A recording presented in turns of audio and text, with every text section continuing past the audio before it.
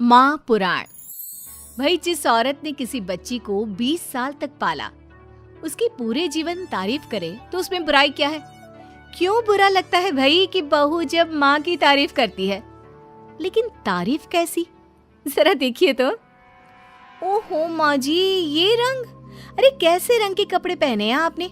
हुआ क्या है आपको? अरे क्यों, क्या हुआ इस रंग में? इस रंग की तो 4-4 साड़ियाँ और हैं मेरे पास। वाह माँ, क्या जच रही हो। कहाँ जा रही हो आज? ओहो, हुआ क्या है आप लोगों के टेस्ट को? कुछ भी मतलब। अरे ये भड़काऊ रंग आपकी उम्र में अच्छा थोड़ी ना लगता है। भड़काओ? अरे कहाँ भड़काओ है बहू। वैसे तुझे याद होगा, तेरी शादी में तेरी माँ ने भी यही रंग पहना था, जबकि वो तो मुझसे भी बड़ी ही है।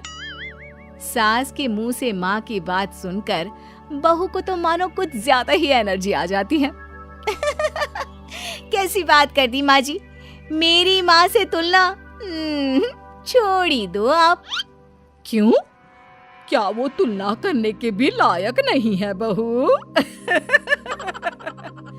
नहीं, बिल्कुल नहीं। उनकी तुलना करनी है तो ज़ीनत अमान से करो, मौसमी चटर्जी से करो, या किसी और हीरोइन से करो, लेकिन आपसे कभी नहीं।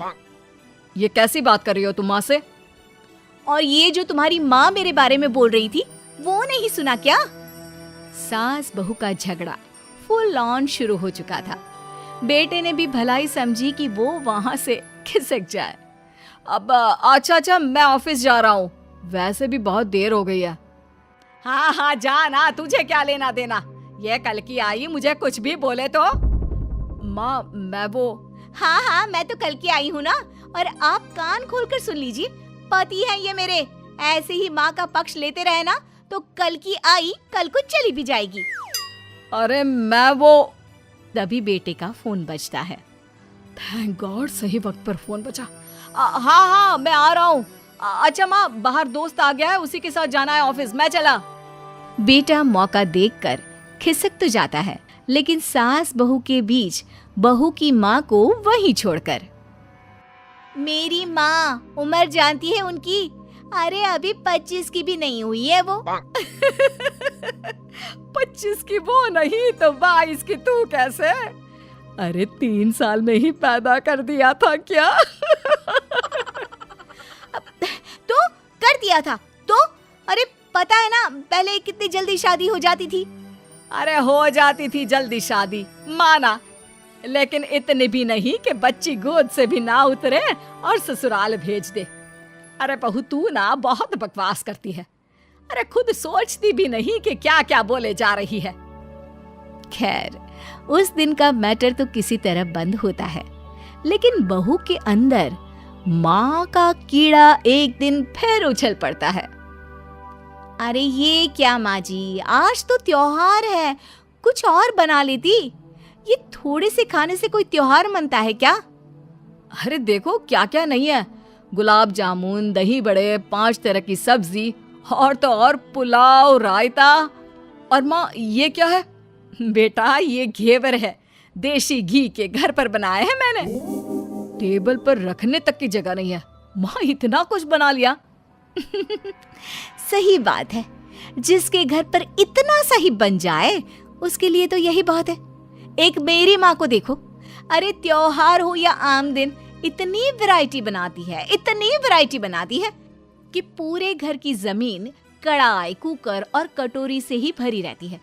कम से कम 75 तरह का खाना बनाती है, 75 तरह का। सास बोलने ही वाली होती है कि बेटा माँ को शांत रहने का इशारा करता है, लेकिन सास तो भाई सास होती है, कहाँ मानने वाली। अच्छा, तो ये बात है। तो बहू जरा ये भी बता दे कि इतना खाना वो कितने दिन में बनाती है, और खाता कौन कौन है? बहू, जिसके फेंकने की सारी सीमा खत्म हो चुकी थी। खाता? अरे पूरा मोहल्ला खाता है, और माँ ये सारा 75 तरह का खाना सिर्फ और सिर्फ 10 मिनट में बनाती है। अब बताओ, कर सकती हो क्या तुलना मेरी माँ के साथ? बड़ी आई। नहीं बहू, मैं तो मान गई तेरी माँ को, अरे 3 साल की उम्र में बच्चा और 10 मिनट में पूरे मोहल्ले के लिए 75 तरह का खाना। ना जी ना, मैं तो तुलना करने का सोच भी नहीं सकती। सास के मुंह से ये बात सुनकर बहू तो मानो 7वें आसमान में पहुंच जाती है। और सास को बातों बातों में हराना, और वो भी जब सास झुककर इस बात को मान ले, ऐसा तो किसी भी बहू की जिंदगी में हो जाए तो। लेकिन जैसा कि हमने पहले भी कहा था कि सास सास होती है। सुन बेटा, ये बहू के साथ रहना और इसकी फालतू की बकवास सुनना, अरे मेरे तो कान खराब हो रहे हैं। ऐसा लगने लगा है जीवन में मैंने तो कुछ किया ही नहीं। अरे माँ, तू भी कहाँ उस पागल से तुलना कर रही है? जाने देना, तू तो खुद समझ रही है ना उसकी बात का मतलब। अरे हाँ बेटा, वो तो है, लेकिन फिर भी मैं चाहती हूँ कि तू इसकी माँ को यहाँ बुला। वैसे भी कई साल हो गए हैं उनसे मुलाकात नहीं हुई। अरे जाने देना माँ, ये एक ही काम है क्या जो तू उसकी माँ को भी यहाँ बुलाने की जिद कर रही है? मेरा भी तो सोच, काम करना पड़ता है मुझे। नहीं माँ। लेकिन माँ की जिद के सामने बेटे की एक नहीं चलती और वो सास को फोन कर देता है। उधर बहू लगी पड़ी है। मेरी माँ तो अपनी बहू के पैर दबाती है, पता है आपको? अरे बस कर बहू, अब नहीं सुनी जाती तेरी माँ की तारीफ। अरे बहू के पैर कौन सी सास दबाती है? यही तो बात है मेरी माँ की, मेरी माँ दबाती है। बहू अभी भी माँ की तारीफ कर रही थी कि दरवाजे पर खड़ी हो जाती है बहू की माँ। तुम कैसे माँ? हाय रे, मेरी बेटी हकली हो गई। कैसे बेटा? अरे चुप कर माँ, ये पूछ रही हूँ कि तूने ना फोन किया ना चिट्ठी। अरे बता तो देती कि आ रही है।